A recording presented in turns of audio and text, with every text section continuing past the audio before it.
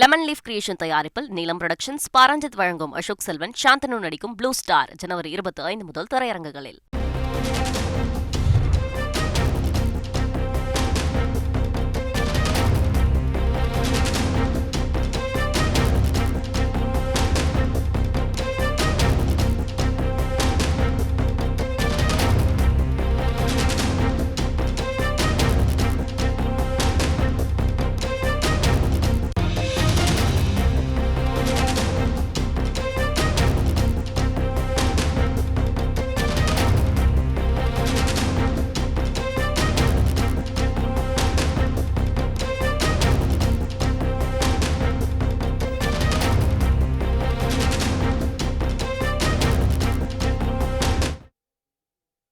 அமைச்சர் செந்தில் பாலாஜியின் நீதிமன்ற காவல் 16வது முறையாக நீட்டிக்கப்பட்டிருக்கிறது.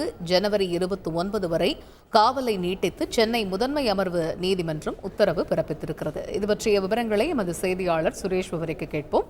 முழு விவரங்கள் என்ன சுரேஷ்?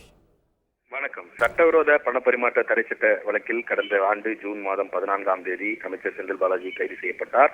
அமலாக்கத்துறையினர் அவருக்கு எதிராக 3000 பக்கங்களுடன் கூடிய குற்றப்பத்திரிகையை கடந்த ஆகஸ்ட் மாதம் தாக்கல் செய்திருந்தார்கள்.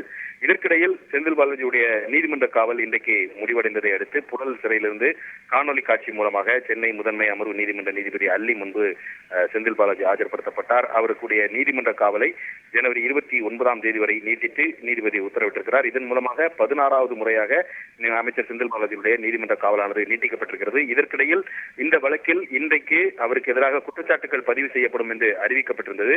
இந்த வழக்கு விசாரணைக்கு வந்தபோது செந்தில் பாலாஜி தரப்பில் ஒரு புதிய மனு ஒன்று தாக்கல் செய்யப்பட்டது. அந்த மனுவில் பிரதான வழக்கான அந்த மோசடி வழக்கில் எந்த ஒரு முடிவும் எட்டப்படாத நிலையில இந்த வழக்கில் விசாரணையை தள்ளி வைக்க வேண்டும் என்றும், இந்த தள்ளி வைக்க கோரிய மனு மீது முடிவெடுக்கும் வரை இந்த குற்றச்சாட்டுகள் பதிவு செய்வதை தள்ளி வைக்க வேண்டும், நிறுத்தி வைக்க வேண்டும் என்ற ஒரு கோரிக்கை முன்வைக்கப்பட்டது. இதை ஏற்றுக்கொண்டு இந்த மனுவுக்கு பதிலளிக்கும்படி அமலாக்கத்துறைக்கு உத்தரவிட்ட நீதிபதி அல்லி இந்த வழக்கின் விசாரணையை ஜனவரி 29ஆம் தேதிக்கு தள்ளி வைத்திருக்கிறார். அத்துடன் இன்றைக்கு இந்த வழக்கில் குற்றச்சாட்டுகள் பதிவு செய்யப்படவில்லை என்பது குறிப்பிடத்தக்கது. தகவல்களுக்கு நன்றி சுரேஷ். லெமன் லீஃப் கிரியேஷன் தயாரிப்பில் நீலம் புரொடக்ஷன்ஸ், பாரஞ்சித் வழங்கும் அசோக் செல்வன், சாந்தனு நடிக்கும் ப்ளூ ஸ்டார் ஜனவரி 25 முதல் திரையரங்குகளில்.